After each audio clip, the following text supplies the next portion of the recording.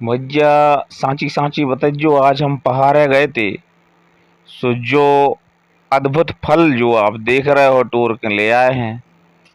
और अगर एक हो चीनत हो तो नाम जो है कमेंट बॉक्स में लिख दीजिए। और अलग अलग प्रदेशों में अलग अलग नाम होत हुई हैं, तो ये वीडियो में जो भी आप देख रहे हो जे प्रदेश के, सो नाम जरूर लिख दीजिए।